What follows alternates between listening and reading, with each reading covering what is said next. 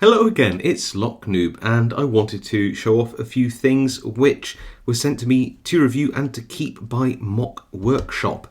So this is a website run by Moki, who is a friend of mine, and this isn't a paid review or anything like that, all thoughts of my own, but yeah, these were sent to me to have a look at, and I want to share them with you. So what do we have? Well, now this is something which we probably don't get enough of in terms of choice out there on the market, and these are pick blanks in quite slim thicknesses, so 0.4 millimeters, 0.5 millimeters, and 0.6 millimeters, which is something around, I think 0.6 is around 23 to 24 thousandths. This is around 19 to 20 thousandths, and this is about 15 to 16 thousandths of an inch, I think, or thereabouts. Anyway, they're very thin and brilliant for picking those Euro style locks if you make your own picks. I'll show you what you get in these. These are 10 pieces of 301 high yield stainless steel, and these are rated to, I believe, they have a tensile strength of 2000 newtons per millimeter squared, which is really high. So really high tensile strength. This is perfect for making those nice thin shanked lock picks, nice custom lock picks. So yeah, 10 pieces of this. The sizes, if you're interested, are about, I think they're approximately 150 millimeters across by 15 millimeters high. So we've got my favorite, which is 0.6 millimeters. We also get the quite a lot of people's favorite, the 0.5 millimeter, and this is getting to be really thin and very flexible, but again very, very strong for its very slender width. And then for those really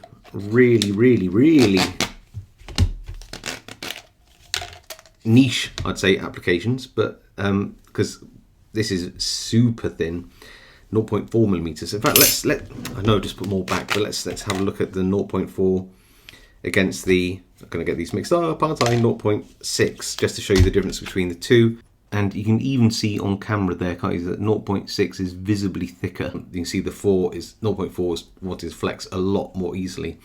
Very hard to get that across, but if you ever made your own custom picks, you know that good quality high yield steel is what you want, and the 301 stainless has really good sort of anti-corrosive properties.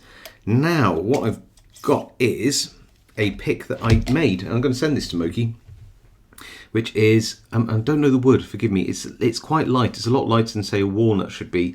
And these are sterling silver pins. It's a very basic profile, but a very comfortable profile. It's a partial tang. You can see how thin shanked this pick is. Quite pleased with this one, actually, because it's just very, very comfortable. It's not trying to be like a super crazy design. It's just meant to be a very, very useful pick. And this is in 0.5 millimeters, so it's that in-between thickness. What I might do is just pick a lock and gut it, because, move these out of the way now, we also have the Moki Tray XL, and this has room for, I'm going to count these up, 1, 2, 3, 4, 5, 6, 7, 8, 9, 10, 11, 12 rows for pins. Very good if you've got, say, a 6x6 dimple lock or something like that. So you might think, well, what do I need 12 rows for? Well, it's things like that, really. It's where you've got things like, sliders, complicated dimple locks, maybe.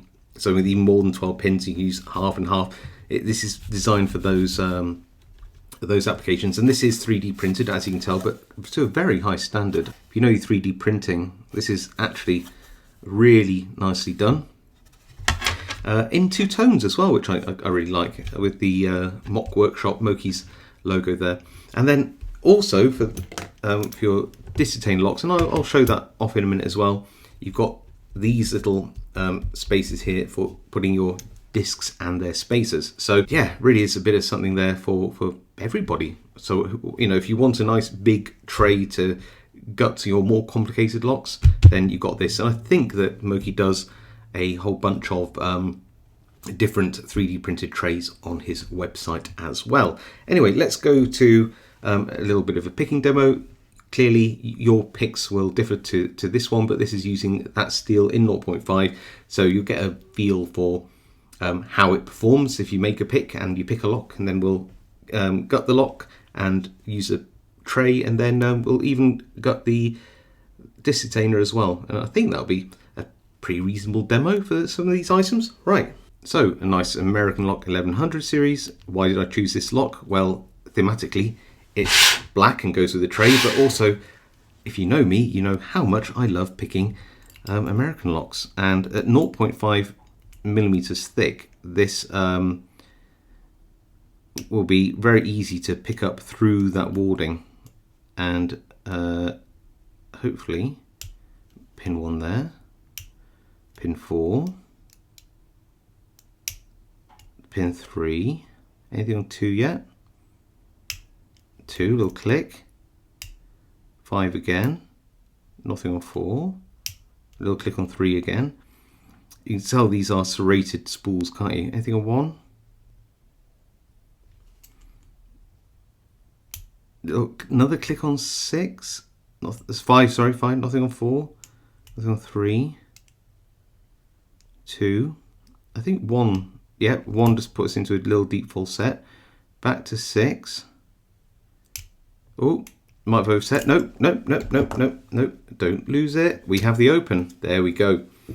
And you can see how thick this, or thin, this pick is. It's super, super thin, and there's no deforming at all. Picking a lock like this, so yeah, you can go really thin, really long, and these blanks should hold up. And again, you know, how you work the steel and do those things does make a difference. You can make a shorter pick, which would be a lot like, even like take a couple of centimeters off, and it'll be very useful and a lot sort of less flexible.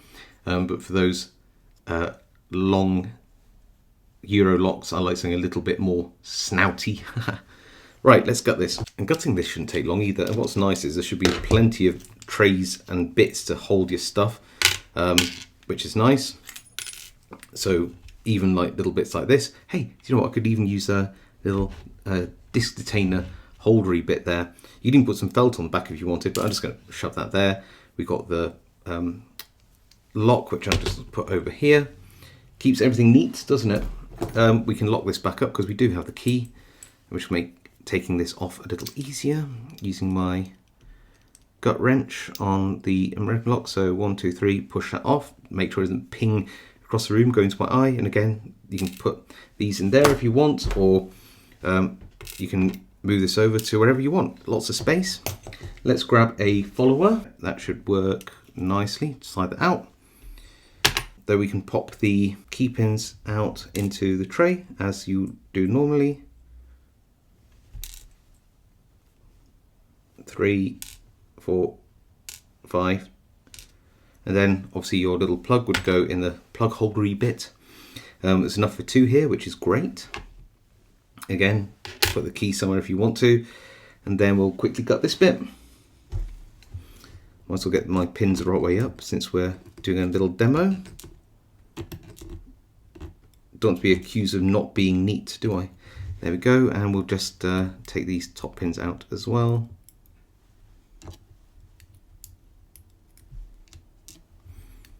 Anybody else really love picking these American Lock 1100 series?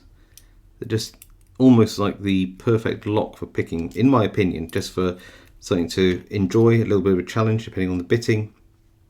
Not a sponsor, although wouldn't it be cool if American Lock sponsored me? Very odd, but yes, it would work. Then we've got all the springs, which I'll just tap out. Teeny tiny little springs, very cute. There we go. And then obviously we've got the body of the lock there. And as you can see, everything is nice and neat. Got plenty of room left on this tray. What for? Well, let's have a go now. Gutting this baton disc detainer. Lots of lovely discs in here. And we'll need to, there you go, take that off. Oh, almost lost it. I think we caught it. There we go. Put that somewhere safe.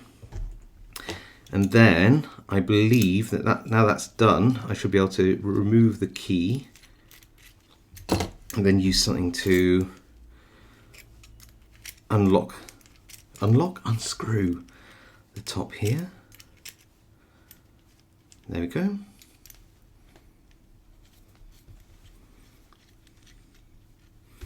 And I've still got space to put loads of stuff, and then we can just go along if we want. I might not do every single disc, but you can see how these discs and the spacers, you can keep them all the right orientation as well, like this, and you can go in and gut this. Obviously I'd actually normally take out the entire plug on the inside of this. It would make it a lot easier to gut, but yeah, you can go disc spacer, disc spacer, disc spacer for all of your discs. And it's quite nice because there aren't that many pinning trays out there that you can get which do the discs and the spacers like that. Yeah, I won't bore you by carrying on, but you can see how you can get loads in here, which is quite nice, I think. So yeah, I think that needs to be flipped over. If I don't flip it over, I'm going to forget, and I'm going to put it in upside down, and then my lock won't work with the key. But yeah, that's basically the Moki Tray XL. Then we've got all of these lovely pick blanks here, which you can make very, very useful lock picks from, to your own style, standards, handles, whatever you want to do, full tang, partial tang, whatever you like. And what does this all cost? Well, the Moki Tray XL is currently on sale at €19.90, which at current exchange rates, and the pricing and exchange rates will change over time, and doesn't include things like postage and any customs charges, anything like that, that is about $20.85. So €19.90, or around $20.85. And the 10 blanks of the thickness of your choice, ranging from 0.4 to 0.6 millimeters.